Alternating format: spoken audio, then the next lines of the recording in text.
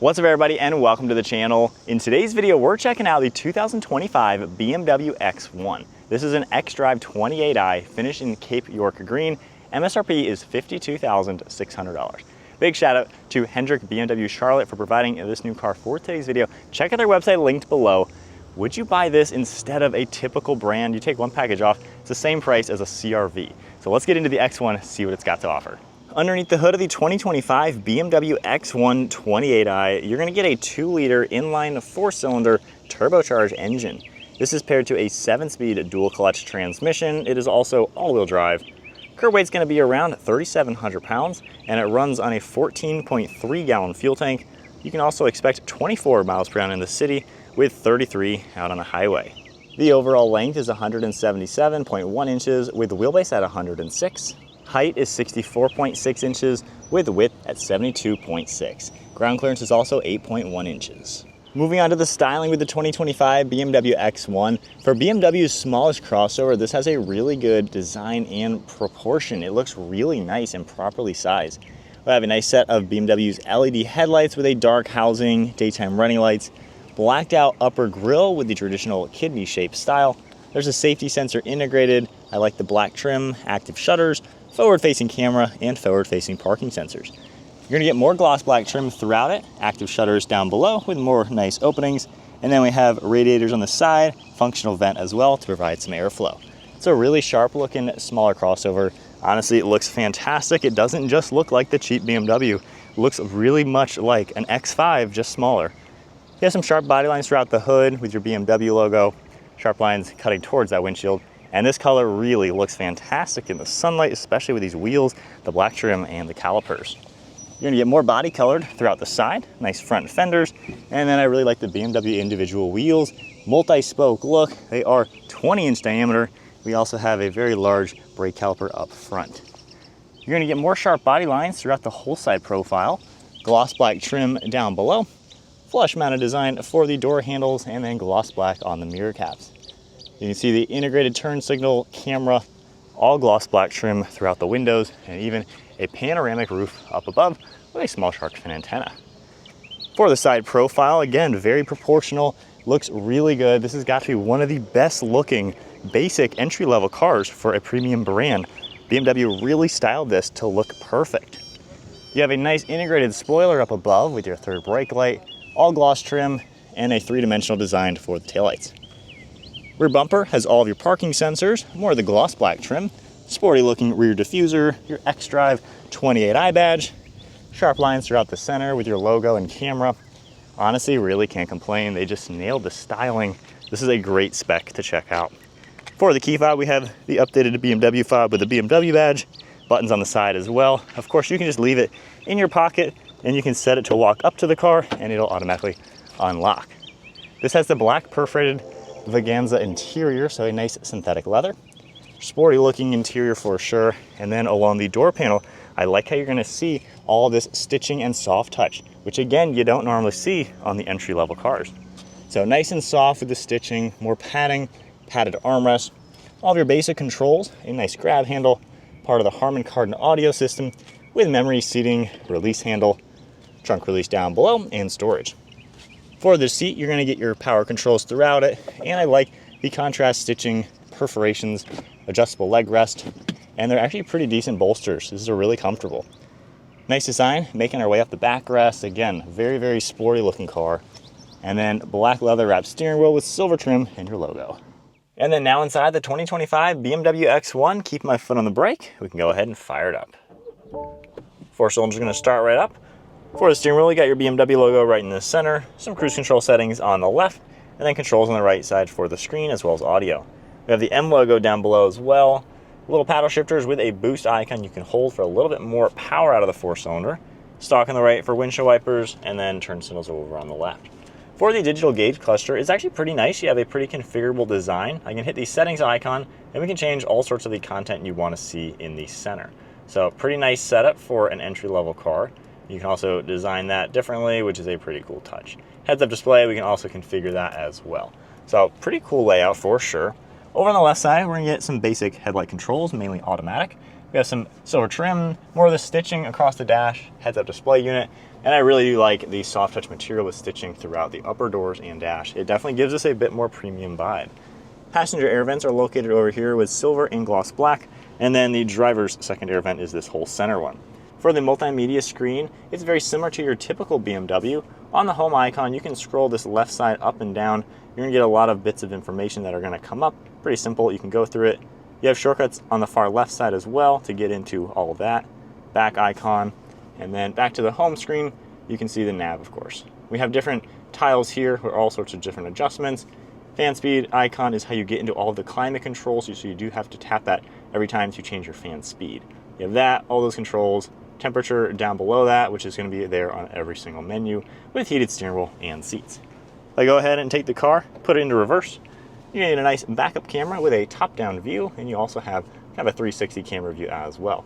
A couple extra settings, and then the park button is back here. We have our defrost as well, and then down below we have some gloss black trim, wireless phone charging pad with a little lock, 2 cup holders, plugs, and a 12-volt, and then there's hidden space all underneath this floating console. On the console, we have our hazards, volume, and then track.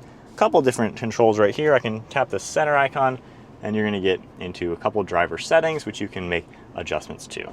My modes as well, you have different drive modes you can go into, and this will all change the gauge cluster.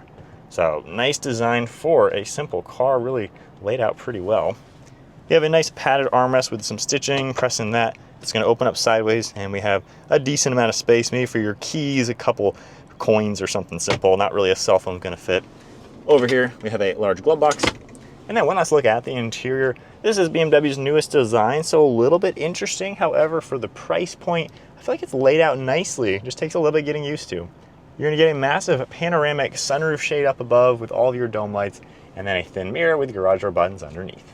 Moving on to the rear seat space for the X1, I can just grab these flush mounted door handles, open them up.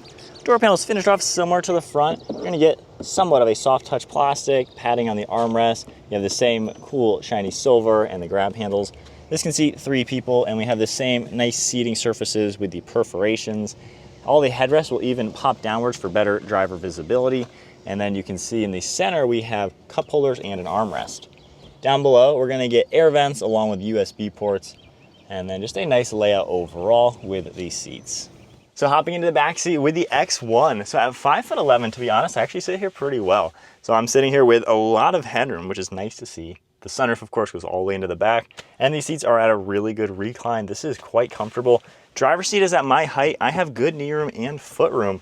Honestly, this is a really comfortable seat. It's supporting my legs very well. You have a lot of openness with these windows, so this one's actually pretty close.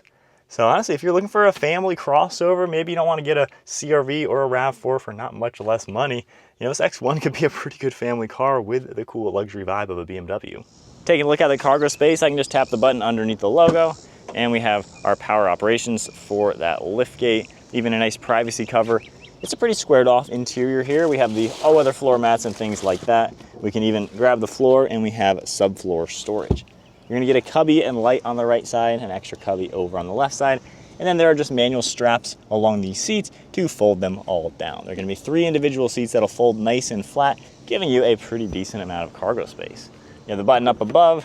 We can go ahead, start closing that down. And then one last look through the interior. You're gonna see how they are gonna fold nice and flat. You have those little straps you can pull, and then we can continue to get everything down. Plenty of cargo space in this to be a very nice, practical family car. All right, so setting off now in the X1. Lightly accelerating in sport mode. So one thing cool with a little boost icon, if you hold that left pedal, it'll basically give you 10 seconds of sport boost. Basically giving you kind of like the optimal RPM boost just to give you a bit more power. Cool thing on this menu, you can see a little torque and horsepower gauge is changing as you give it some throttle. So pretty cool way to drive it. It gives you a sporty vibe. If we just go into the efficient mode, just kind of toggle it into a normal drive mode, this car drives really smooth. You know, it's a BMW at the end of the day, so it's gonna drive like a luxury car. It's very smooth on these bumps. The steering is effortless. You have a fantastic view around, nice windshield. All the glass is pretty large too, so it's really easy just to see around. I like how the headrests also dip downwards. Got the massive panel roof when needed to really just give you that type of openness. But using the interior while driving also isn't too difficult. Pretty simple, your typical BMW stuff. Obviously you have to tap this every time to go to your fan speed, which is a little annoying. But other than that though, I mean, it all looks good. And it's just kind of an effortless, nice, normal car to drive. Even being a smaller car, I fit really well in here. The seats are nice and comfortable, and the touch points are good as well for, again, being the entry point into a BMW crossover.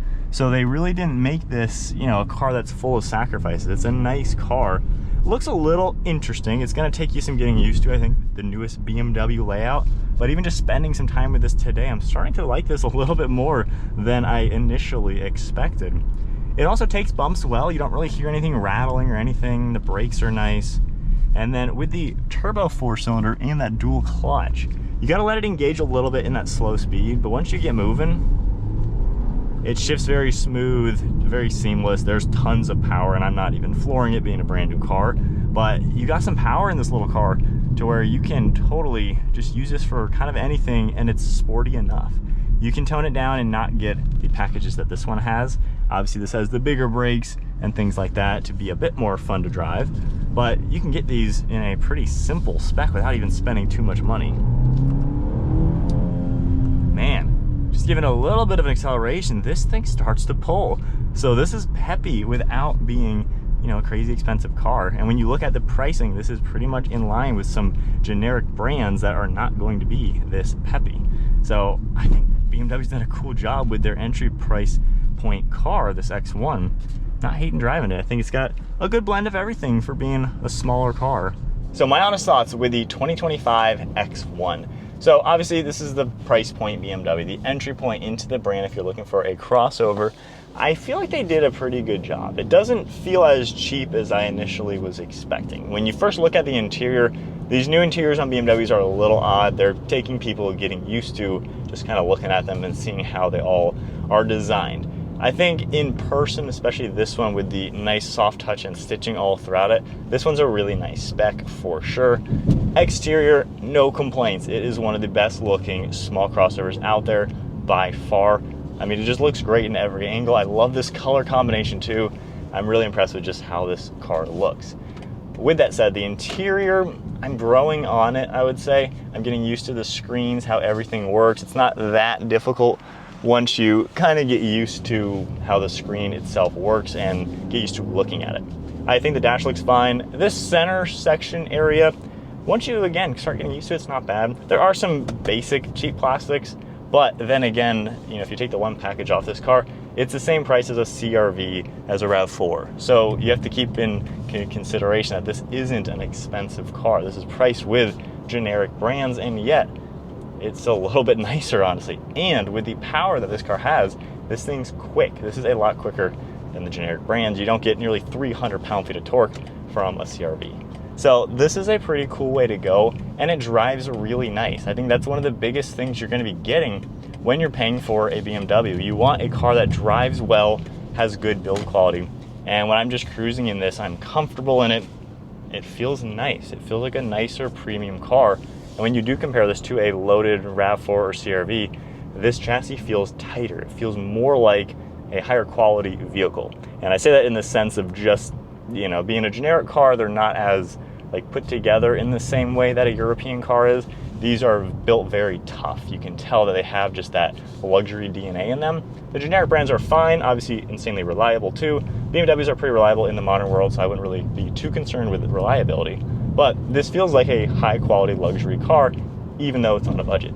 So I feel like they've done a good job. I think the style is pretty cool. It might grow on some people who aren't a fan of the interior. But again, the more I'm spending time with it, the more I'm getting used to just cruising around. And the fact that it has good space for the front seats and the back seats, this is something that you can just use and actually use as a family car. I don't think there's really too many shortcomings for being on the small side.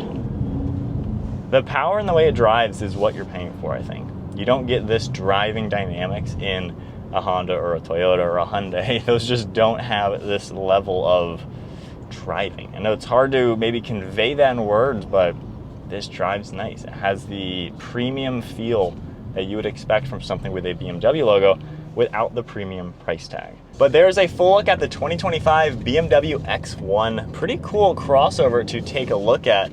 I'm definitely impressed with what it has to offer for the money. If you enjoyed the video, be sure to give it a thumbs up, hit that subscribe button, stay tuned for plenty more content to come, and then a big shout out once again to Hendrik Charlotte BMW for providing this car for today's video. Check their website linked down below, and I'll see you all in the next video.